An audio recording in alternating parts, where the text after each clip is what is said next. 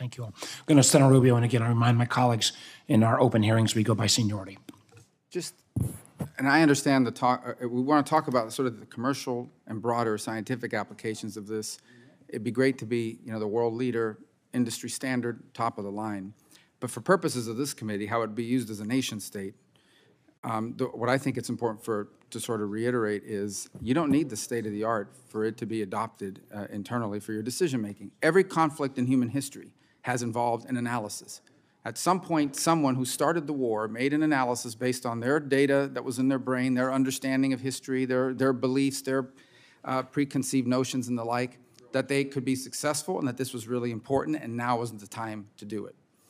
And that's the part that worries me the most, particularly when it comes to how it applies to authoritarian regimes. And here's why. At least in our system, for the most part, we encourage people to come forward and, as policymakers, make an analysis and give us accurate information, even if it may not be the one we want to hear. In authoritarian systems, you usually get promoted and rewarded for telling leaders what they want to hear and not for reporting bad news and the like. And so I don't know if anyone can answer this question, but I wanted to pose it to you. Isn't one of the real risks as we move forward that some nation with some existing capabilities will conduct analysis on the basis of their version of AI, which will be flawed to some extent by some of the data sets, and those data sets and the analytic functions, they reach the conclusion that this is the moment to take this step against this. Now is the time to invade, now is the time to move, because our system is telling us that now is the time to do it.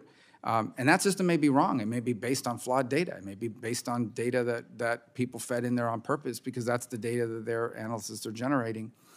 That's the part that I worry about, because even if it's not the top of the line or the state-of-the-art data, it will be what influences their decision-making and could very well lead to 21st century conflicts, started not by simply a human mind, but how a human mind used technology to reach a conclusion that ends up being deeply destructive.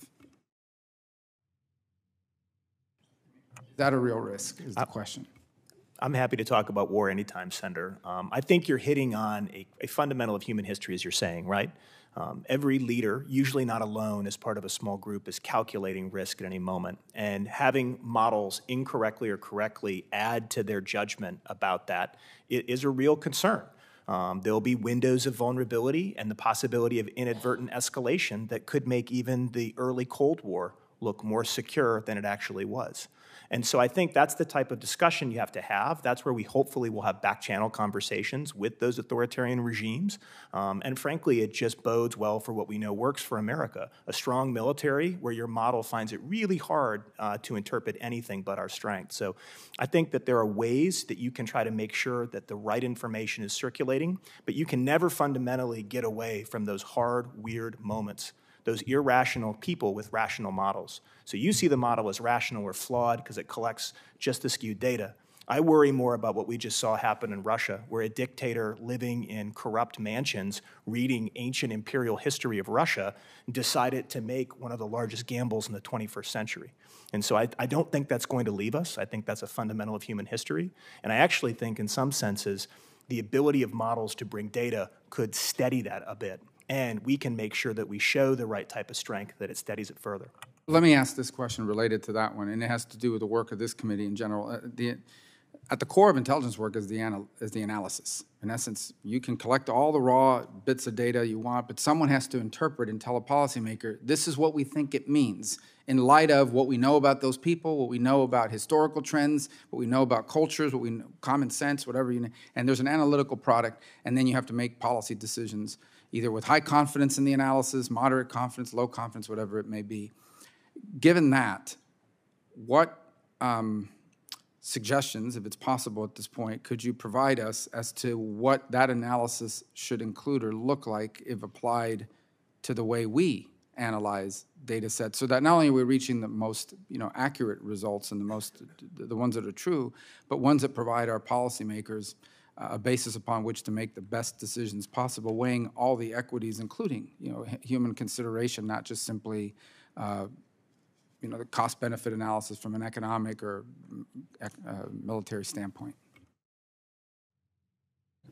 So let me start with your earlier question, which I take as what is the risk of AI in terms of contributing to military accidents? And so I would say that an authoritarian regime might be a contributing factor to a state having a higher risk of military accidents. I think when we talk about these information analysis systems, think about the Aegis, right? The US's Aegis system that collects information and analyzes it and issues what this target is, whether it's friend or foe, and then whether we should launch, fire a missile towards the target. In the 1990s, the US accidentally fired upon an Iranian civilian airliner, killing 300 people. So military accidents can happen in democratic countries. But I think it's an interesting research question, right? One of the things that I'm interested in studying is how has China, as an authoritarian state, actually demonstrated a decent safety record with civil nuclear power plants and aviation safety? How does that happen in a closed authoritarian system? What is the role of international actors? And a military accident anywhere, whether it's caused by AI or any other technology, is a threat to peace everywhere, right, to your point. So we should all be working to try to reduce the risks of these systems, sort of accidents in military AI systems. To your second point, sort of one of my recommendations would be to keep a human in the loop, regardless of whatever AI system we adopt in terms of intelligence, surveillance, and reconnaissance, and hopefully that will make these systems more robust. Thank you, Mr. Chairman.